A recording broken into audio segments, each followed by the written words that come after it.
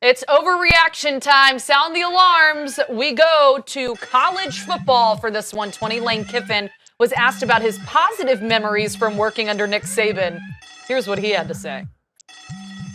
That's another lesson as a head coach. Hey, maybe your defense is playing really well that year. You still go in there and you still have the same schedule of watching that and watching the players and hearing the coaches so that you know the game plan versus I know myself as a head coach, I just kind of let the defensive coordinator do what he was doing.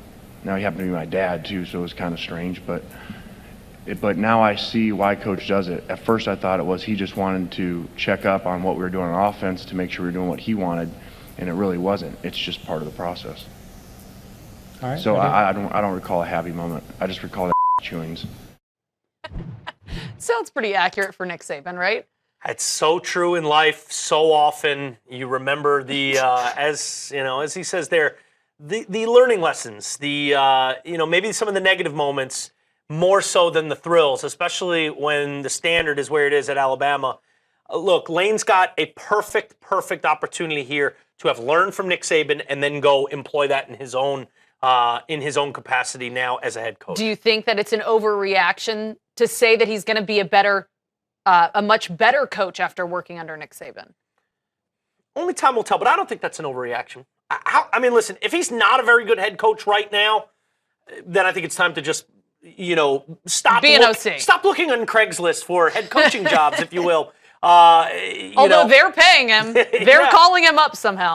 I think this was the perfect opportunity to parlay absorbing and sponging off of Nick Saban to a head coaching job and kind of fresh off of that experience, incorporating that into now his routines and adjusting what was his routines as a head coach when he was at Tennessee or at USC or certainly with the Oakland Raiders. Kind of adjust some of those things, take the learning lessons and say, okay, how did Nick do it? And be humble enough to say, look, there's a reason that Nick has had so much success, especially at Alabama, where I saw it firsthand. How can I get to a point where I hold myself accountable, my staff accountable, my players accountable in that regard that we can have consistent success here? And for me, I don't think it's an overreaction. If he can't head coach now, it's hard for me to think there's ever going to be an opportunity where he can head coach. It's a situation that's ripe. The competition level is going to be dropped down.